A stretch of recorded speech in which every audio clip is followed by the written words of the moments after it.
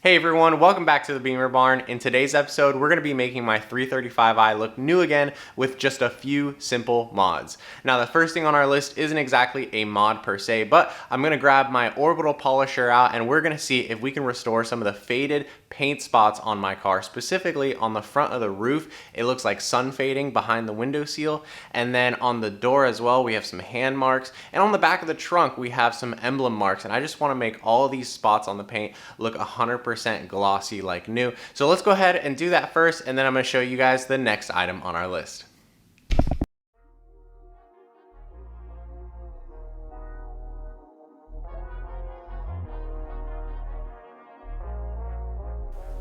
So here's a better look at the sun fading on the roof of the car, and I've seen these on a lot of E90s. Just happens from storing the car outside. And also on the doors here we have some hand marks. It looks like the oil on our hands is probably causing some fading on the paint. And then on the trunk as well, just some scarring from the previous emblems.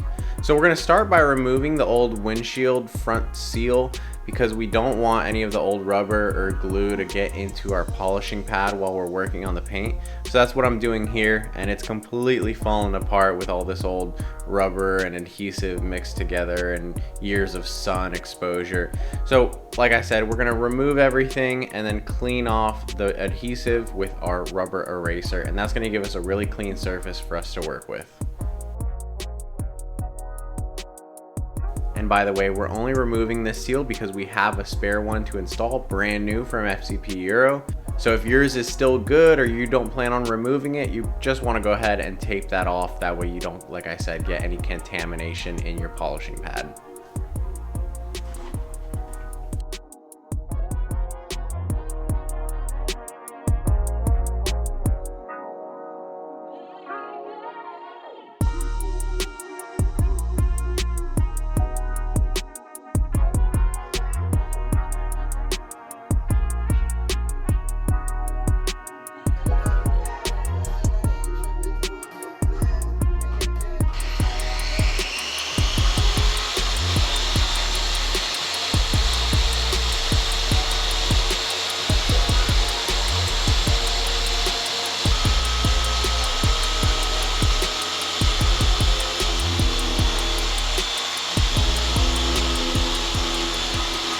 And even after just a bit of polishing, I did get a lot of that fading out, but you can see there's still like a ghost line here right where the weather seal would be. So we're gonna keep working at it until it comes out.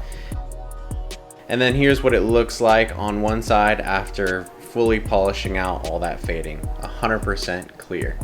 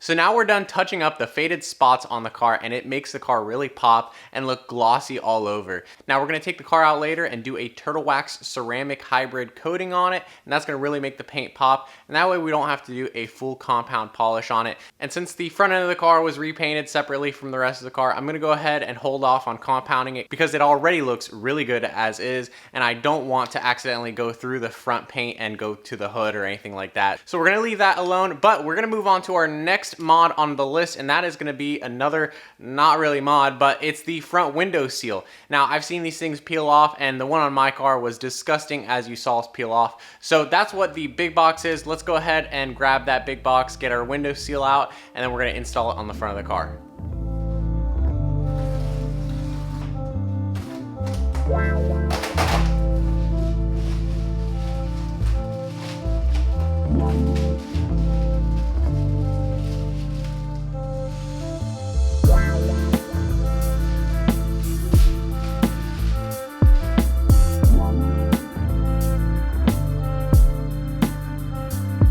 So our new window seal is looking good, but before we go ahead and install it, we still have to remove some of this leftover adhesive from the old one. So I'd recommend a plastic razor blade. I don't have any left right now, so I'm gonna use a trim tool and just try to get all this stuff off nice and softly off the paint. And we're gonna clean these channels here so that there's plenty of room to install our new seal.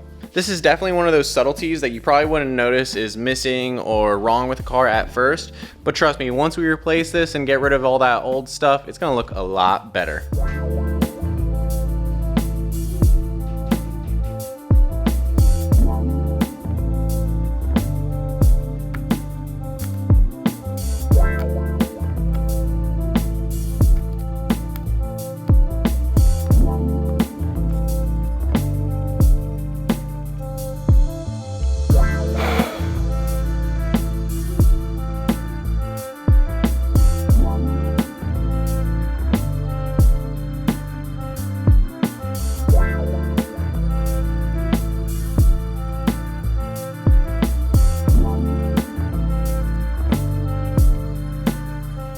So now I've got some isopropyl alcohol, and this stuff is really soft at removing adhesives and glue and stuff like that. So we're gonna use this to get the window seal glue out of the channel, and then we'll be able to install the new one.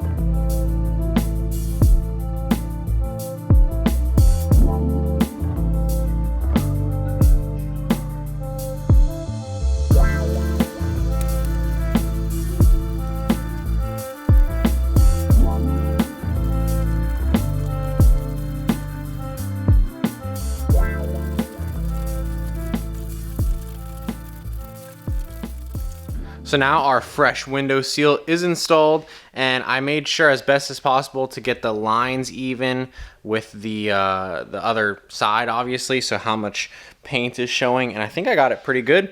The last step is just to pull off these little sticky pieces, and obviously, you know, you want to make sure the corners are lined up pretty good too. That's probably one of the most difficult parts of the job.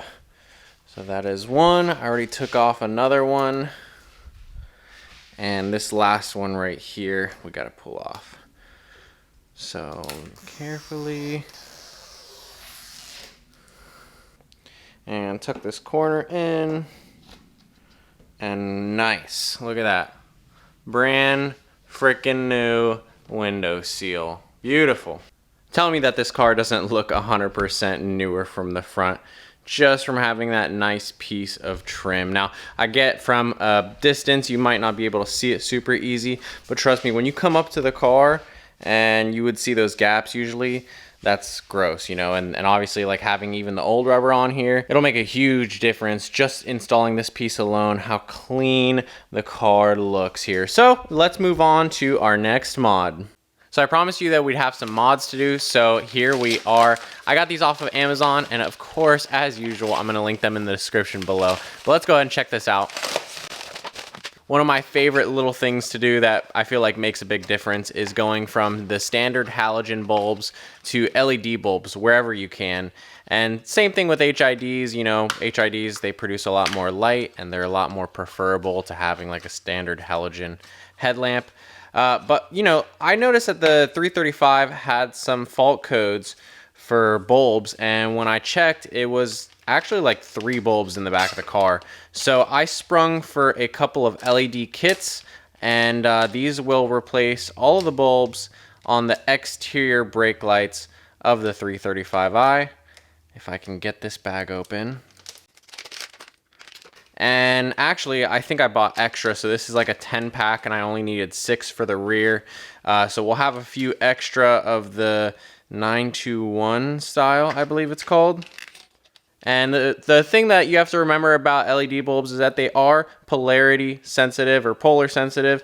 So there is always going to be a plus and a minus side on the contacts. Now on something like these ones, you know, they have like a 75-degree angle between the contacts.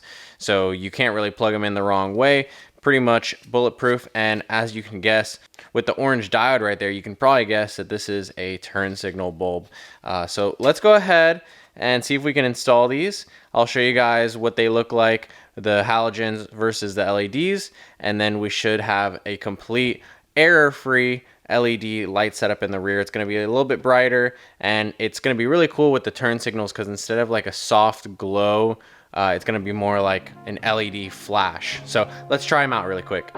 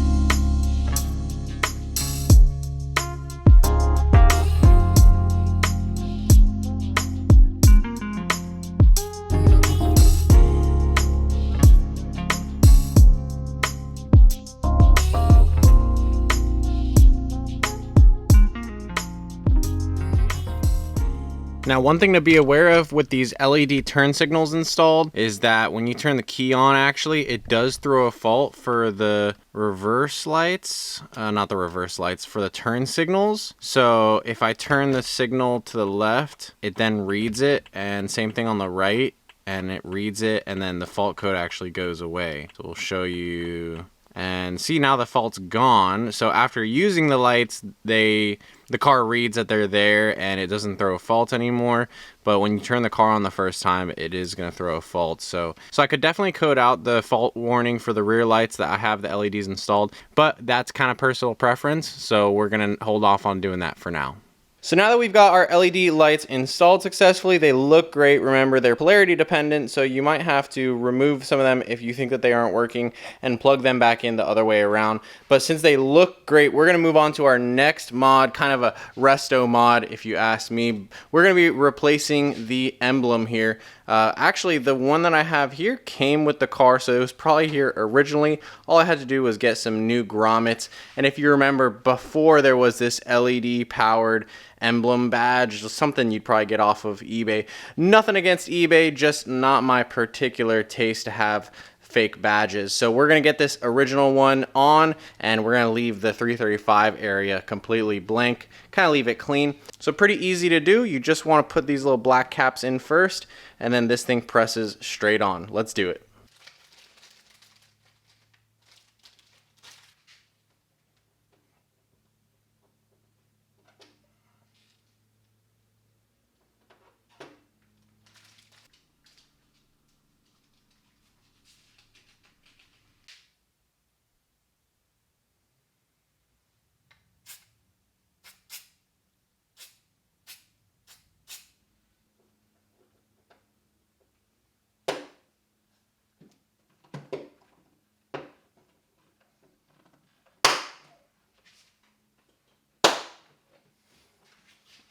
Sweet, so the trunk emblem is looking super mint. I had to use a little bit of silicone grease, silicone spray to get it in there all the way, and if you heard it, it like clicked in when it actually went all the way through, and it's super flush on both sides now and looks really good. So we're gonna do the next mod really quick.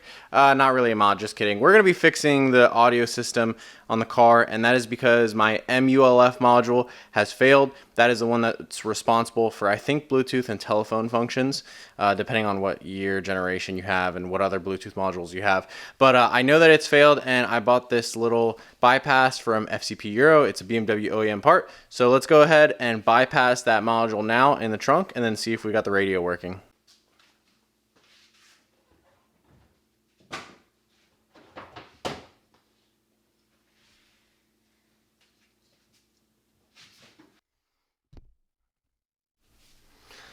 The MULF is back here underneath the TCU, the telephone control unit, and that's the big blue plug for it. And here's the most bus connector. This is like a fiber optic line that goes between all of the sound related modules, and it transfers that sound until it gets back to the radio.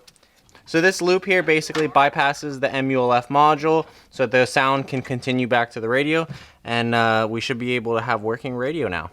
Look at this, I put the trunk mat down and this guy thinks that it's his little bed. He's laying on it. What are you doing, Goose? Yeah, that's not your bed. It's not yours.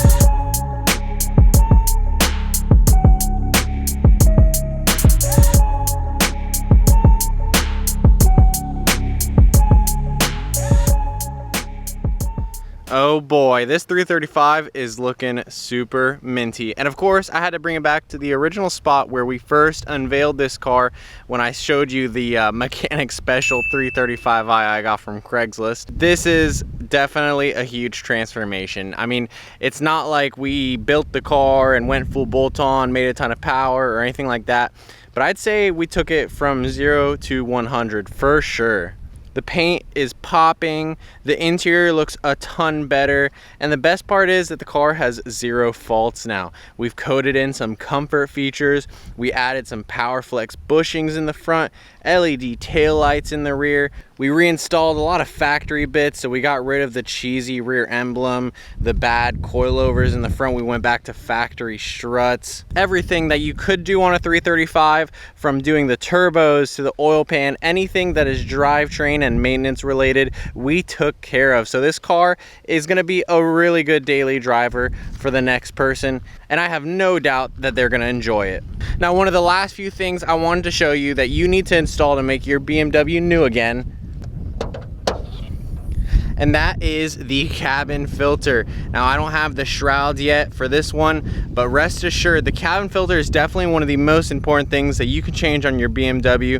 I'm gonna keep preaching it because I have on every other car that we've showed you on the channel. Replace those cabin filters, get fresh air inside your car, and don't cheap out. Go for the carbon charcoal activated ones because those do the best job of removing allergens and things in the air that would give you respiratory problems or anything like that. While we're here in the engine bay, look at how clean it looks, and of course it's only being held up because we replaced the hood struts, but this is super clean. We pressure washed it before, we cleaned up the strut towers, everything has been touched on this car. New expansion tank, all the plastic bits have been degreased and cleaned to bring out that true shine, that matte shine. And I'd say I'm super proud of everything inside of this engine bay. 100%, no doubt. I would love to take this power plant and put it in anything else, literally. But anyways, it rests good in this car, and it's gonna do another 100,000 miles, no doubt. All you need to do is a ton of oil changes every 5,000 miles and keep up with service, because a lot of these things, they're gaskets, they need to be serviced before they actually fail. That's the silly thing people don't realize. Replace it before it fails, now you won't have an issue on the side of the road. Here inside the car, I am just as happy. Now, we did remove the tint a moment ago. Flashback.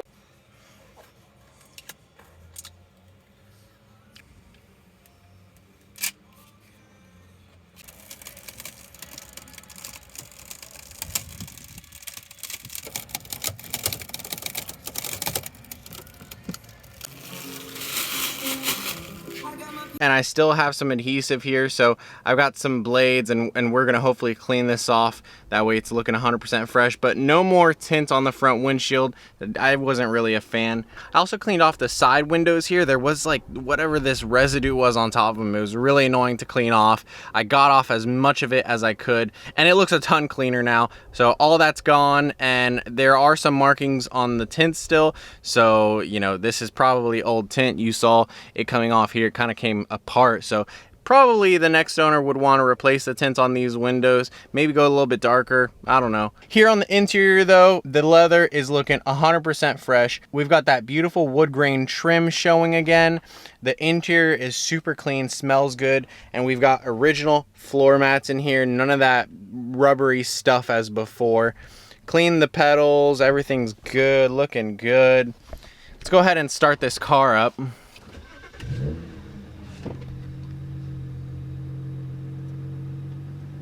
And here inside the car, everything is looking super fresh as well. If I were to put my seatbelt on, that light would go away. But the only light on the dashboard is gonna be the TPMS light. Now, I could have coded this out, but I wanted to retain the feature in case the next owner wanted to utilize that, because it seems like just the rear two sensors need to be replaced. That's probably about 160 bucks in sensors, and then, you know, whatever it costs to install them, depending on what tire shop you go to. But otherwise, it's looking super good on the dashboard here. Do a check control, and you see that we just have a light for the inactive TPMS. Got our velocity gauge here, that works great. I love looking at that. And if we look at the service for the car, we'll see that all the service is taken care of. Every single item on here is taken care of. So there's not much left to do mechanically for the next owner, that's for sure. So I think that's going to conclude our video for today about just refreshing this 335i, doing our finishing touches so that we can make it look like a new car again. Now, in the next video, I'm thinking about making one just about the financial aspects of this car. So please comment down below if you guys would like to see exactly how much time we spent on it, how much money, and all the parts that went into it. We can do a big recap of this build, so that way, if you're thinking about getting a 335i, you probably have a pretty good recipe to address all the common problems before you got it on the road. So like always, I hope you guys enjoyed watching the video. Leave a like down below. Subscribe to the channel if you're new and you haven't yet. And as always, I hope you have an awesome day. We'll see you next time.